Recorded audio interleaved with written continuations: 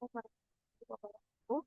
Selamat pagi teman-teman semua. Ini adalah video penjelasan Ibu kedua di sesi selama Ramadan.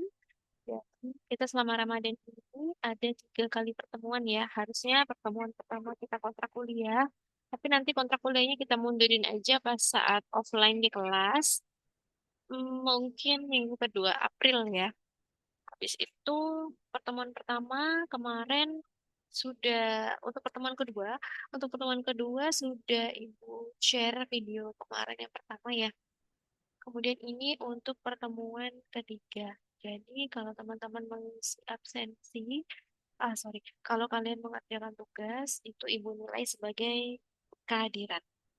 Jadi teman-teman sama tugasnya kayak minggu lalu yaitu kalian meresum ini meresum poin-poin yang penting ya. Contohnya kayak gini. Ini Ibu hanya jelaskan konsep kepemilikan, tapi nggak Ibu jabarkan di sini karena itu kalian harus ada poin-poinnya. Poin konsep kepemilikan, poin perolehan harta itu apa, kemudian ini akad tabaruk itu apa, akad ijarah itu apa, dan seterusnya.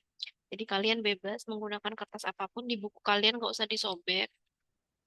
Setelah tulis tangan, nanti di-scan aja, kumpulin ke e-learning habis Lebaran ya. Tenang-tenang aja habis Lebaran. Jadi ini belum Ibu buatkan e-learningnya. Nanti tolong ingatkan habis Lebaran untuk membuatkan link pengumpulan tugasnya ya.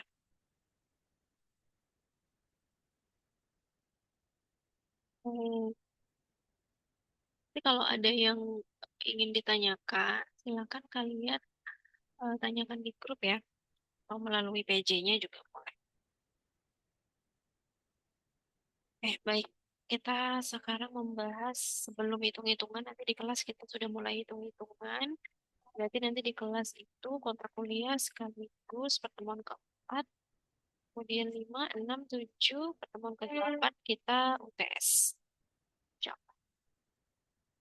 Ya, Bismillahirrahmanirrahim. Ini sistem keuangan syariah.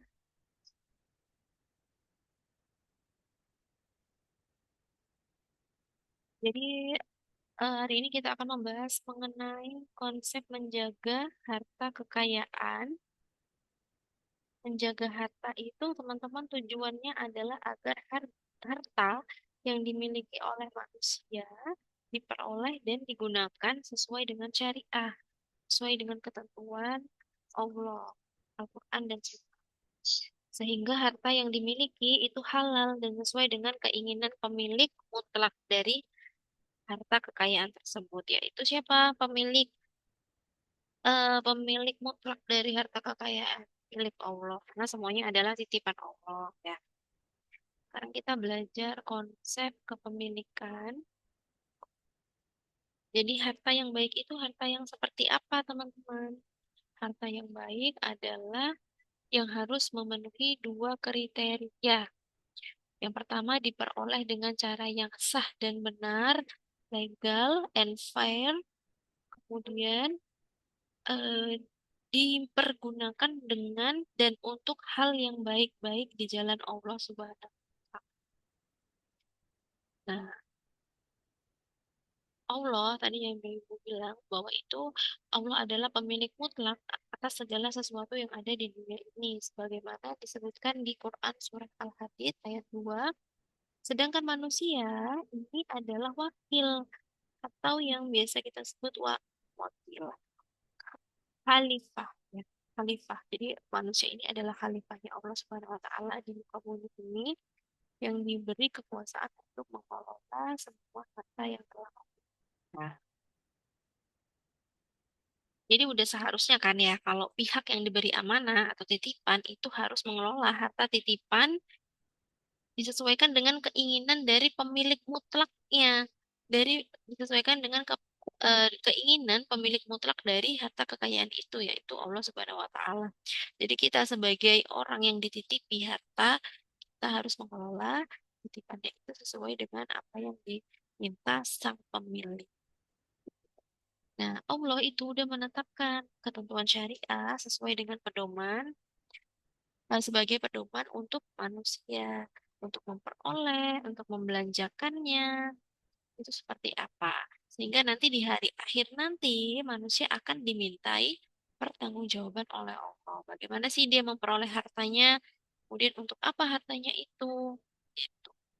Jadi teman-teman kalau menurut Islam, kepemilikan harta kekayaan pada manusia itu terbatas pada kepemilikan kemanfaatannya selama masih hidup di dunia, bukan kepemilikan secara mutlak. Saat ia meninggal, tentunya kepemilikan tersebut berakhir dan harus didistribusikan kepada ahli warisnya sesuai dengan ketentuan syariah. Kalau masalah ahli waris, kalian lah ya yang lebih jago. Berikutnya perolehan harta. Memperoleh harta itu apa sih? Memperoleh harta itu kan aktivitas ya, aktivitas ekonomi yang masuk dalam kategori ibadah, amalan. Itu mengatur hubungan manusia dengan manusia. Nah, kaidah fikih dari muamalah itu adalah semuanya halal dan boleh dilakukan. Ini seperti Ibu sampaikan di minggu lalu ya, kecuali yang diharamkan atau dilarang oleh Al-Quran dan Sunnah. Jadi untuk kaidah fikih ini berlandaskan pada firman Allah dan hadis.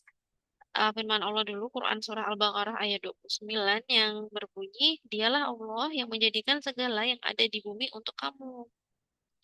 Juga Quran Surah Al-Jasiyah ayat 13, dan dia menundukkan untukmu apa yang ada di langit dan apa yang ada di bumi untukmu semuanya sebagai rahmat darinya. Sungguh dalam hal yang demikian itu benar-benar terdapat tanda-tanda kebesaran Allah bagi orang yang berpikir. Hadisnya dari hadis riwayat At-Tirmidzi dan Ibnu Majah, yang halal ialah apa yang dihalalkan Allah di dalam kitabnya. Dan yang haram ialah apa yang diharamkan Allah dalam kitabnya. Sedang apa yang didiamkan olehnya berarti dimaafkan, diperkenankan maksudnya ya untuk. Jadi kalau berdasarkan eh, Quran yang barusan Ibu sampaikan, juga sunnah yang barusan Ibu sebutkan, itu bisa ditarik kesimpulan kan ya, bahwa hukum dasar muamalah adalah boleh. Karena tidak mungkin Allah menciptakan segala sesuatu dan menundukkannya bagi manusia kalau akhirnya semua itu diharamkan atau dilarang. Pasti ada yang dibolehkan, ada yang diharamkan. Kenapa sih Bu perlu ada yang diharamkan? Ya, itu untuk bukti tanda patuh kita terhadap Allah Subhanahu wa taala ya. Oleh karena itu teman-teman, ruang lingkup yang dihalalkan pasti jauh lebih luas dari yang dilarang. Ya, yang halal di dunia ini banyak teman-teman. Jangan coba-coba nyari, oh ini model ini menarik kok, tapi haram, tapi aku mau. Jangan, yang halal lebih banyak. Jangan cari-cari yang haram ya. Halal jauh lebih luas.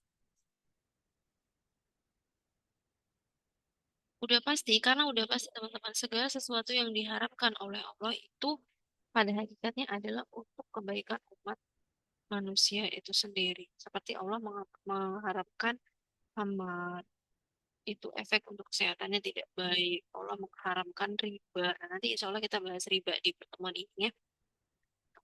Jadi harta yang dikatakan halal itu kayak gimana? Apabila niatnya benar, tujuannya benar, dan cara atau sarana untuk mendapatkan si harta tadi itu juga benar. Sesuai dengan apa? Sesuai dengan rambu-rambu yang Allah udah tetapkan di Quran dan di Al-Quran dan Sunnah. Contohnya nih, misal ada duit nih untuk mendirikan rumah yatim piatu. Diperolehnya dari mencuri harta yang haram. Niatnya sih udah bener, caranya salah, ya kan? Sehingga ini nggak diperbolehkan oleh syariah, gitu. Karena yang diperbolehkan oleh syariah itu adalah niat dan cara memperolehnya dengan cara yang halal.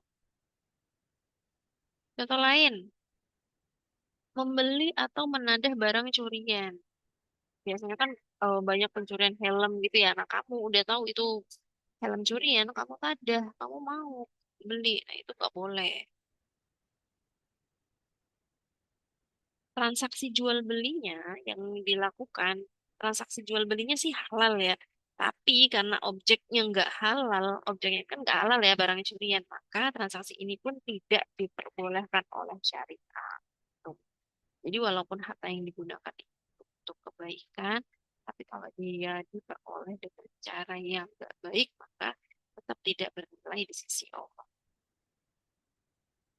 Sebagaimana hadis riwayat Uzaimah dan Ibnu Hibban disahkan oleh Imam Hakim yang berbunyi, barang siapa mengumpulkan harta dari jalan haram, lalu dia menyedekahkannya, maka dia tidak mendapatkan pahala, bahkan mendapatkan dosa.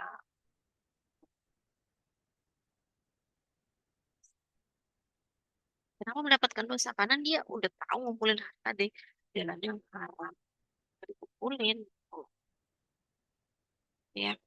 Jadi teman-teman, em, Ibu sepertinya sudah bahas di bab satu kemarin bahwa Islam itu enggak memisahkan, tidak memisahkan ekonomi dengan agama.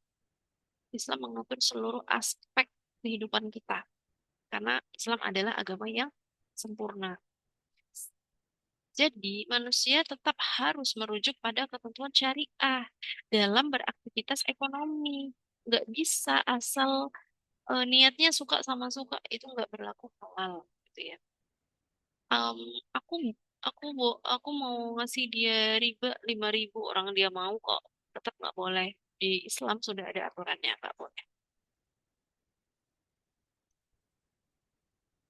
Jadi tadi eh, manusia harus merujuk pada ketentuan syariah. Konsekuensinya apa? Manusia itu dalam bekerja, berbisnis, ataupun berinvestasi harus dalam rangka mencari rezeki yang halal, harus memilih bidang yang halal, walaupun dari sudut pandang keuangan dunia memberikan keuntungan yang lebih sedikit daripada bidang yang haram misalnya. Sebagaimana Quran Surah Al-Maidah ayat 100 yang berbunyi, katakanlah Muhammad, tidak sama yang buruk dan yang baik, meskipun banyaknya yang buruk itu menarik hatimu. Maka bertakwalah kepada Allah, wahai orang-orang yang mempunyai akal sehat, agar kamu beruntung. Jadi kita ini dalam berbisnis, dalam bermuamalah nggak bisa nih ya, kita hanya berorientasi sama untung sama rugi aja dalam jangka panjang itu, tanpa mempertimbangkan perhitungan untuk kepentingan akhirat.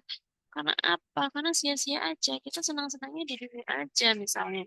Tapi nanti di akhirat kita sengsara. Kita disiksa karena kita bermuamalah nggak sesuai dengan ketentuan yang Allah udah kasih gitu. Karena apa? Karena guide. Kita dimintai pertanggungjawaban atas semua yang udah kita lakukan di mana nggak seorang pun atau apapun bisa menolong kita. Nah,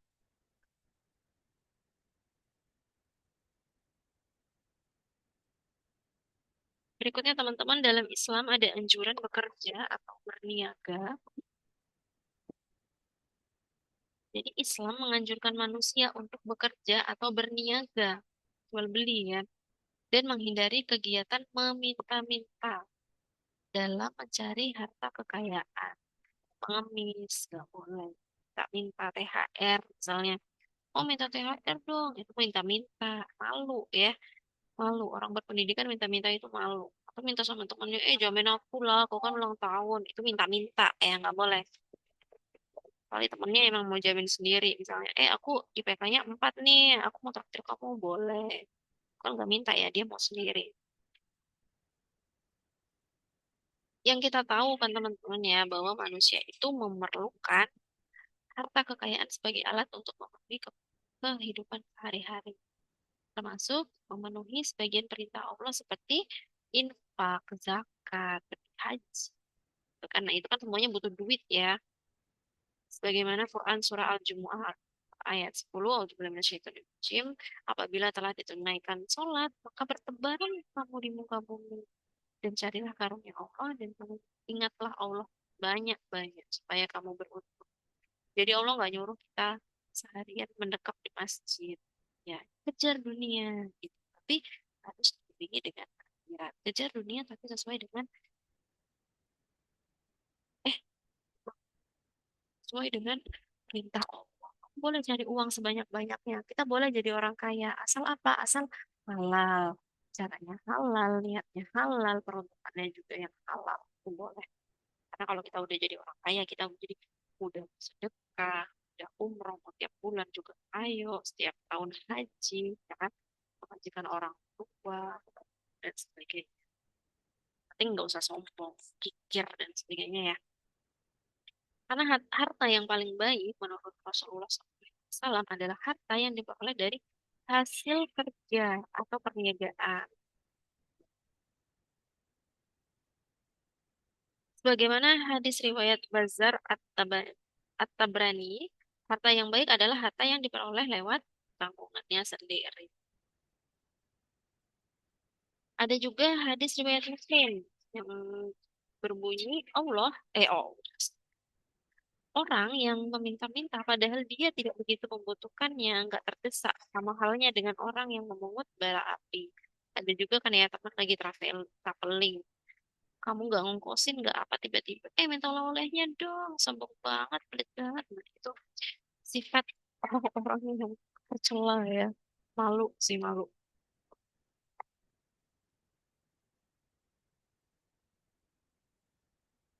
Oke, kita bahas berikutnya adalah penggunaan dan pendistribusian harta. Ada 5 poin di sini. Jadi Islam itu mengatur setiap aspek kehidupan ekonomi penuh dengan pertimbangan moral. Ya, sebagaimana Quran surah Al-Qasas ayat 77 artinya dan carilah pahala negeri akhirat dengan apa yang telah dianugerahkan Allah kepadamu. Tapi janganlah kamu melupakan bagianmu di dunia. Kamu boleh kok mikirin dunia gitu loh. Dan berbuat baiklah kepada orang lain sebagaimana Allah telah berbuat baik kepadamu. Dan janganlah kamu berbuat kerusakan di muka bumi. Sesungguhnya Allah tidak menyukai orang-orang yang berbuat kerusakan. Lihat mulu, jangan sholat mulu, tapi kamu makan masih minta orang tua. Nanti pada saat kalian sudah selesai kuliah misalnya. Ibadah mulu, tapi istrinya nggak dinafkah. Istrinya tinggal-tinggal mulu berbulan-bulan. Kan? Tapi istrinya disuruh kontang-manting cari nafkah sendiri. Hello laki-laki, kamu harus bekerja. Adalah sebuah nasihat dari emak-emak ini.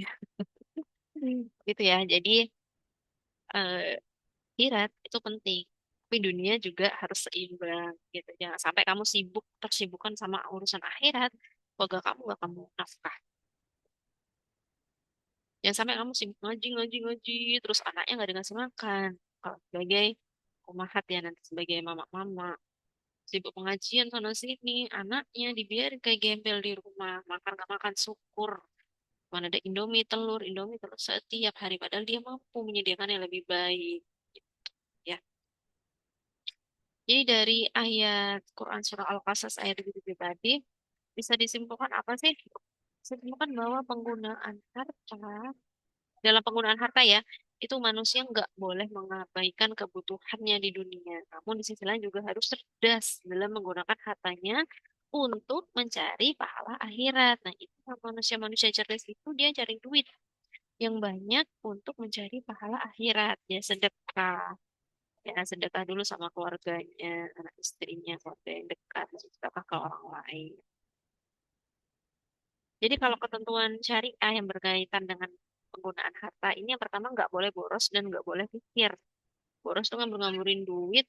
Kalau pikir itu berarti pelit ya. Sebagaimana Quran surah Al-A'raf ayat 31 yang artinya, wahai anak cucu Adam, pakailah pakaianmu yang bagus pada setiap memasuki masjid. Makan dan minumlah. Tapi jangan berlebihan. Sungguh Allah tidak menyukai orang yang berlebih-lebihan. Ini yang tidak boros ya. Kemudian untuk yang nggak boleh kikir itu Quran surah Al-Isra ayat 29. Ini dicatat ya teman-teman ya. Ayat-ayatnya ini dicatat ya. Dan janganlah engkau jadikan tanganmu terbelenggu pada lehermu dan jangan pula engkau terlalu mengulurkannya. Sangat memurah. Nanti kamu menjadi tercela dan menyesal. Gak boleh terlalu pelit, gak boleh terlalu boros. Emang yang terlalu-terlalu itu gak boleh ya. Yang sedang-sedang aja gitu. Dan di sini kita bisa lihat apa sih teman-teman bahwa Allah Subhanahu wa taala sebagai sang pencipta mengajarkan kepada kita suatu konsep hidup pertengahan yang luar biasa. Dengan kata lain, untuk hidup dalam batas-batas kewajaran, gak boleh boros, berlebihan dan gak boleh pikir. Berikutnya, memberi infak dan sedekah.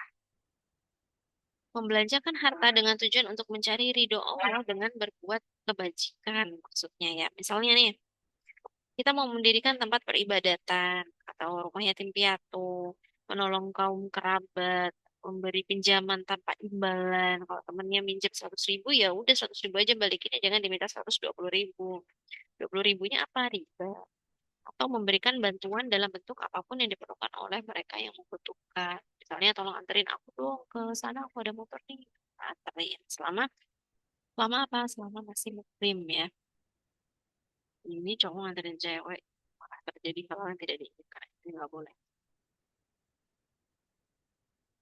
Jadi Allah Subhanahu wa Ta'ala mendorong manusia agar peduli kepada orang lain yang lebih membutuhkan sehingga akan tercipta saling tolong menolong antar sesama. Sesungguhnya uang yang diinfakkan adalah rezeki yang nyata bagi manusia karena terdapat imbalan yang dilipat gandakan Allah di dunia dan akhirat. Jadi kalau kita dengar kata Ustadz itu, kalau kita menginfakkan harta kita, itulah sebenarnya harta kita yang abadi. Karena harta kita udah ke langit, gitu loh. Udah dicatat pahala. Sedangkan harta yang lain, itu akan habis. Gitu. Kemudian harta yang diinfakkan. Nah, ini juga sebagai penolong kita ya di akhirat nanti. Pada saat tidak ada sesuatu pun yang dapat menolong kita. Sebagaimana bunyi hadis yang diriwayatkan oleh Muslim, apabila anak Adam meninggal dunia, maka terputuslah semua amalannya kecuali tiga perkara. Sedekah jariah, infak dan sedekah ya maksudnya, ilmu yang bermanfaat, dan anak soleh yang mendoakan. Insya Allah. Semoga kita termasuk anak-anak soleh ya, yang senantiasa mendoakan orang orang tua kita semuanya ya. Amin. Kemudian yang ketiga adalah membayar zakat sesuai ketentuan. Ya, sesuai ketentuan. Orang bayar zakat itu udah ada ketentuannya, nggak bisa kita asal-asalnya membayar zakat, ketentuannya kayak gimana, nggak bisa. Zakat sudah ada prosedurnya. Bagaimana Quran surah At-Taubah ayat 103, ambillah zakat dari harta mereka guna membersihkan dan mensucikan mereka, dan berdoalah untuk mereka. Sesungguhnya doa kamu itu menumbuhkan ketentraman jiwa bagi mereka. Allah Maha mendengar lagi Maha mengetahui. Setiap manusia yang beriman itu kan pasti punya harta ya, melampaui ukuran tertentu. Sorry. Jadi untuk manusia atau setiap orang yang memiliki harta melampaui ukuran tertentu itu diwajibkan untuk mengeluarkan sebagian hartanya untuk orang lain yang nggak mampu. Sehingga apa? Tujuan zakat adalah untuk menciptakan keadilan sosial, rasa kasih sayang, dan rasa tolong menolong. Kemudian yang keempat, memberikan pinjaman tanpa bunga atau qardul hasan, memberikan pinjaman pada manusia atau sesama muslim yang membutuhkan dengan nggak menambah jumlah yang harus dikembalikan. Nanti ada ribanya. Gitu. Tadi Ibu contohkan minjem 100.000, tapi teman kamu wajibkan membayar 110.000, maka 10.000-nya adalah riba. Gitu. Tujuannya apa? Nggak boleh ngasih riba untuk mempermudah pihak yang menerima pinjaman dan nggak memberatkan. Gitu. Kemudian yang kelima adalah meringankan kesulitan orang yang berhutang. Quran Surah Al-Baqarah 280 menjelaskan, dan jika orang berutang itu dalam kesulitan, maka berilah tenggang waktu sampai dia memperoleh kelapangan. Dan jika kamu menyedekahkan, itu lebih baik bagimu jika kamu mengetahui. Allahu alam, yang ibu tahu, misalnya kamu meminjamkan utang 100.000 kepada teman kamu, dan tenggat waktunya tuh udah deadline hari ini. Tapi karena dia konfirmasi bahwa dia tidak bisa membayar hari ini, sehingga dia berniat membayar 3 hari lagi karena kabarnya gajiannya baru 3 hari lagi, maka selama 3 hari itu kamu dianggap bersedekah seharinya 100.000, 100.000, 100.000, sesuai dengan nominal yang kamu pinjamkan ke dia. Gitu. Itu dihitung pahala sedekah. Tapi kalau kamu menyedekahkan itu lebih baik lagi. Allahu a'lam bishawab. Itu yang ibu pahami ya, ibu pernah dengar. Nah, di sini eh, ibu bisa ini ya, ibu memberikan nasihat bahwa emang benar Al-Quran itu membolehkan menyuruh kita memberikan tenggang waktu sampai dia memperoleh ke lapangan, sampai teman kamu memperoleh ke lapangan, ya, ke lapangan untuk membayar. Tapi sebagai orang yang meminjam duit, apabila kamu terjadi suatu problem ya, kesulitan untuk membayar di deadline-nya, maka kamu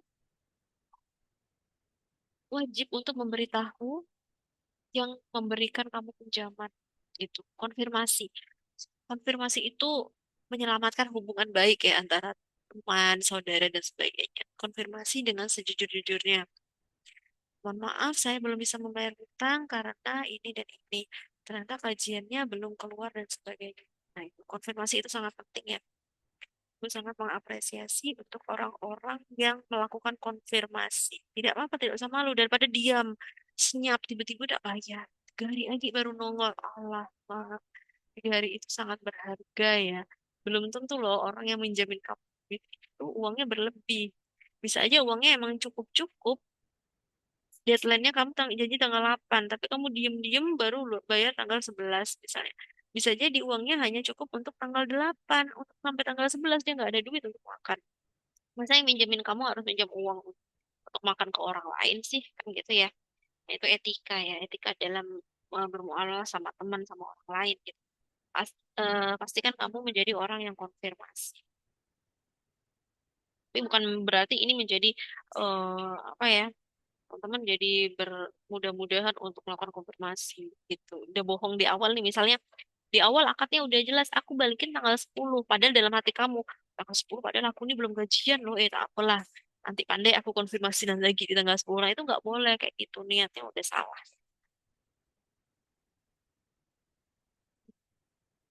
Oke, teman-teman ada akad kontrak dan transaksi. Ini diatur dalam Quran Surah Al-Maidah ayat 1. Wahai orang-orang yang beriman, penuhilah janji atau akadmu. Jadi akad ini Ibu rasa teman-teman di Fasya ini udah gak asing ya sama akad itu apa gitu ya. Ibu hanya mengulas lagi ya. Akad itu kan dalam bahasa Arab al-akad. Jamaknya al-uqud. Berarti ikatan atau mengikat. Apa kalau menurut terminologi Islam, akad adalah pertalian antara penyerah atau ijab dan penerima atau kabul yang dibenarkan oleh syariah. Yang mana ini menimbulkan akibat hukum terhadap objeknya.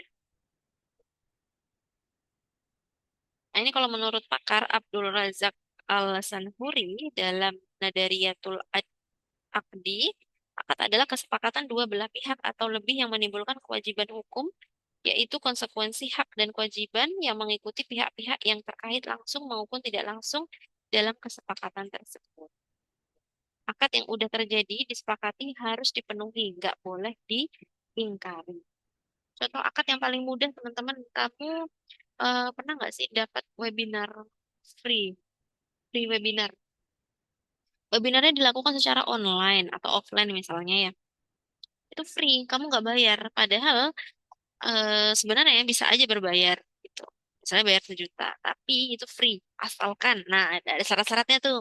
Yang pertama follow Instagram dia, follow TikTok dia, kemudian kamu melakukan eh, share postingan ini ke 3 grup kamu gitu kan. Itu syaratnya agar memperoleh halal, agar memperoleh free webinar tadi gitu. Agar webinar tadi menjadi halal, kamu harus melakukan syarat-syarat tadi.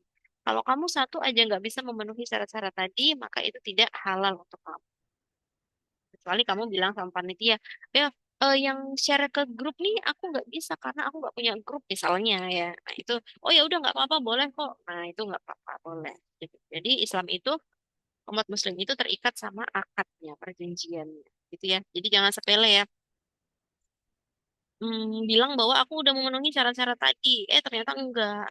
Palsu. Pakai screenshotan temennya. Kemudian dikumpulin. Kan biasanya kita ngisi link untuk mengumpulkan syarat-syarat itu.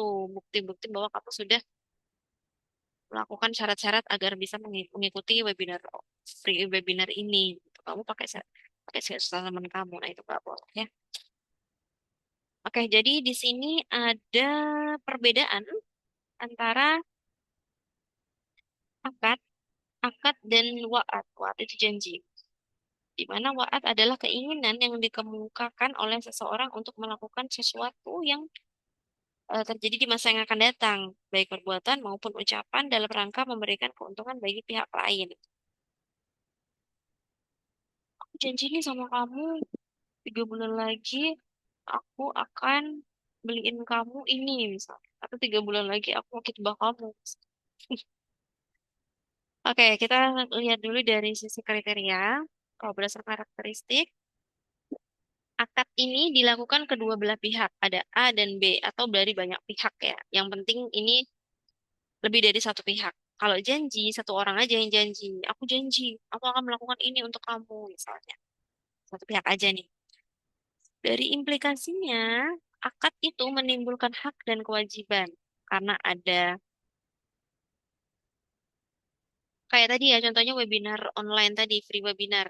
Pihak penyelenggara webinar online tadi, free webinar, itu harus menunaikan haknya orang-orang yang udah daftar tadi. Dia harus menunaikan kewajibannya. Nah, orang-orang yang mau mengikuti webinar tadi harus menunaikan kewajibannya, yaitu dengan follow Instagram dan sebagainya tadi. Dan dia harus mendapatkan haknya dari si pengelola webinar tadi. Kalau waat, janji menimbulkan kewajiban, kewajiban aja. Kewajiban orang yang berjanji. Kalau hukum menepati, akad ini wajib dilaksanakan berdasarkan jumhur ulama ya. Tapi kalau wa'ad janji, jumhur ulama itu berbeda pendapat mengenai kewajiban menepati. Namun ulama sepakat nih, sepakat banget bahwa menepati janji adalah akhlak yang mulia. Berarti teman-teman bisa menyimpulkan orang-orang yang tidak menepati janji bahwa dia orang-orang yang mudah berjanji. Tapi dia tidak bisa menepati bahwa dia tidak memiliki akhlak yang mulia. Dan nanti pada saat kalian sudah akan menikah, carilah orang-orang yang punya akhlak mulia supaya kalian nggak sakit hati di nikah. Gitu ya. Berikutnya waktu pelaksanaannya akad. Akad itu disepakati. Saat disepakati ijab dan kabulnya saya terima akad ini termasuk untuk menerima hak. Nah ini saat di masa yang akan datang, misalnya 8 hari lagi atau kapan, setahun lagi itu tergantung. Ini jenis-jenis akad dalam syariah, teman-teman. Akan Ibu jelaskan yang ini pertama ada akad tabaru. Tabaru, gratuitous, gratuitous contract adalah perjanjian yang merupakan transaksi yang nggak ditujukan untuk memperoleh laba. Ada ya yayasan yang nggak ingin memperoleh laba atau transaksi nirlaba. Tabaru ya di sini. Tabaru nih yang ini. Tabaru ini adalah transaksi yang yang ditujukan tidak untuk memperoleh laba atau disebut transaksi nirlaba. Tujuannya apa sih? Tolong menolong, ya, tolong menolong dalam rangka kebaikan. Jadi dalam akad ini teman-teman, akad tabaru, pihak yang berbuat kebaikan tersebut tidak berhak mensyaratkan imbalan apapun kepada pihak lainnya, karena ia hanya mengharapkan imbalan dari Allah, bukan dari manusia. Tapi nggak mengapa nih kalau pihak yang berbuat kebaikan tersebut meminta imbalan sekedar menutupi biaya yang ditanggung atau dikeluarkan untuk melakukan akad tabaruk. Terus sepanjang nggak mengambil laba dari akad tabaruk tersebut. Contohnya kamu mau ngasih baju ke teman kamu. Aku mau ngasih baju nih tapi aku nggak ada kendaraan mau nganterin. Kamu boleh nggak kalau kamu yang bayar maksimnya misal? Oh boleh. Berarti kan minta duit tapi eh, untuk menutupi biaya, biaya tadi kan biaya untuk transport antar baju dari Dansen ke Kota Baru. Jadi akad tabaru ini ada tiga, meminjamkan uang. Jadi meminjamkan uang itu teman-teman termasuk akad tabaru ya, karena nggak boleh melebihkan pembayaran atas pinjaman yang udah kita berikan. Karena setiap kelebihan tanpa iwat itu adalah riba. Jadi ada tiga jenis pinjaman, yaitu Accord, yaitu merupakan pinjaman yang diberikan tanpa mensyaratkan apapun, selain mengembalikan pinjaman tersebut setelah jangka waktu tertentu. Kemudian ada RAN, pinjaman yang mensyaratkan suatu jaminan dalam bentuk atau jumlah tertentu. Gitu. Ada jaminannya. Tapi setahu ibu, jaminannya ini nggak boleh dipakai, ya. Misalnya kamu kayak gadai gitu ya, kamu apa? Hmm, apa sih menjaminkan motor kamu ya. Kamu minjem uang ke teman kamu 2 juta. Nah, motor itu nggak boleh dipakai sama teman kamu. Karena motor itu bisa mendatangkan manfaat untuk kamu. Nah, ini banyak sekali orang-orang yang berbeda pendapat tentang ini ya. Tapi ibu berkeyakinan bahwa itu termasuk riba. Karena kan kalau kita minjam-minjam barang ya udah jaminannya nggak boleh diapa-apain. Karena kalau jaminan diapa-apain kita menerima manfaat dari jaminan itu. It's up to you if you nggak sepaham. Oke. Yang ketiga, hiwalah dalam bentuk pinjaman dengan cara pengalihan utang piutang dari pihak lain. Gitu. Pengalihan. Kemudian memberikan jasa. Waduh, ini panjang banget pembahasan kita hari ini ya. Ini mungkin bisa kalian sambil dengan treadmill dan sebagainya. Pinjamkan jasa, wakalah itu artinya mewakili, memberikan pinjaman berupa kemampuan kita saat ini untuk melakukan sesuatu atas nama orang lain.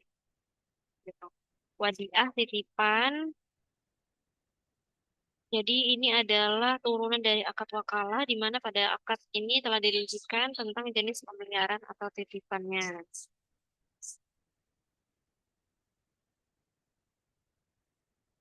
Itu. Ini Ibu rasa kalian udah belajar lah ya nih ya. Kemudian akad kafalah. Kafalah itu pinjaman bersyarat. Kemudian memberikan sesuatu wakaf. Wakaf memberikan atau penggunaan pemberian yang dilakukan untuk kepentingan umum, untuk agama gitu ya. Terus hibah, sedekah, hadiah, dan sebagainya. Kemudian ada akad ijaroh, compensational contract. Ini ada natural uncertainty contract. Maksudnya tuh ini tuh teori pencampuran ya.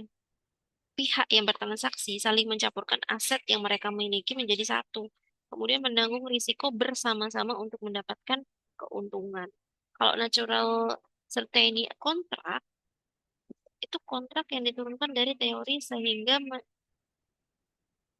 teori pertukaran. Ini teori pertukaran, di mana kedua belah pihak saling mempertukarkan aset yang dimilikinya sehingga objek pertukarannya, baik barang maupun jasa, harus ditetapkan di awal akad dengan pasti dengan jumlah, kuantiti, mutu, harga, dan waktu penyerahannya itu udah harus jelas.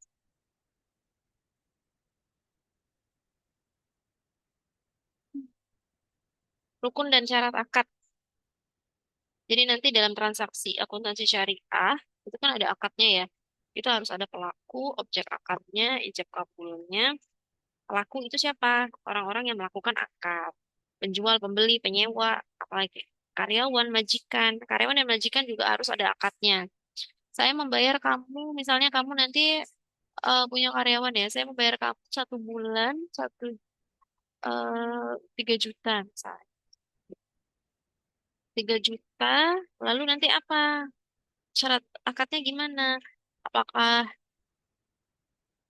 kalau kamu telat ada potongan gaji dan sebagainya, nah itu harus disebutkan di awal. Atau nanti kalau misalnya kamu sakit, itu potongannya berapa itu harus jelas di awal. Jangan nggak ada akad kayak gitu, tiba-tiba karyawannya sakit, oh kau ini sering nggak masuk, dah lah aku potong 100 ya. Padahal nggak ada akad di awal, nah itu nggak apa-apa. Objek akad ini adalah objek jual belinya ya, barang dagangannya, objek mudarabahnya apa, model kerja, objek sewa menyewanya, rukonya, mau menyewa apa tanah dan sebagainya. Kalau ijab kabul itu artinya serah terima, kesepakatan ya. Kesepakatan dari pelaku untuk menunjukkan mereka saling ridho. Tidak sah suatu transaksi apabila ada salah satu pihak yang terpaksa melakukannya. Ini kata siapa? Kata Allah dalam Quran surah An-Nisa ayat 29. Dan oleh karenanya akad, akad dapat menjadi batal kalau salah satunya nggak ridho gitu. Contoh akad yang nggak ridho nih kayak gini teman-teman yang sering ibu perhatikan di pasar ya. Ada emak-emak yang nawarnya tuh sadis banget ya Allah. Nawarnya sadis banget hampir sampai 50%. Nah si bapak penjualnya, si penjualnya ini karena udah kepepet banget ya mungkin ya itu kan mukanya udah kelihatan ya nggak ridho udahlah ambil lah lemah deh aku nih sama kawan yang lain. Gini benar gak kau tuh nawar gitu, kata dia kan. Oh ya udahlah enggak apa-apa kata ibunya misalnya. Dia bahagia, dia sudah berhasil menawar padahal si penjualnya nggak ridho. Nah itu nggak boleh ya.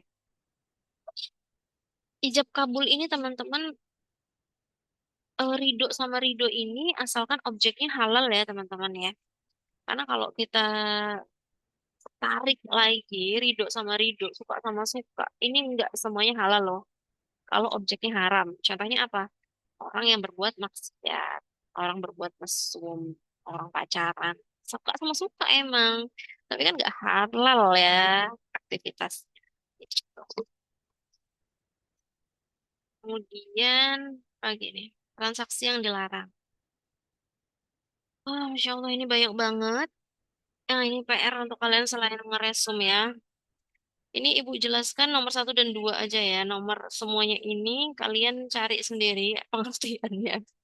Pada di pengertiannya harus berdasarkan buku atau artikel ya. Jadi ada sumbernya. Menurut Andi 2022 misalnya. Monopoli adalah bla bla bla bla gitu ya. Jadi kalian kalau searching itu jangan searching di ChatGPT atau Gemini, tapi kamu cari langsung ke artikelnya biar sekalian belajar. Bahas yang nomor satu sama dua aja.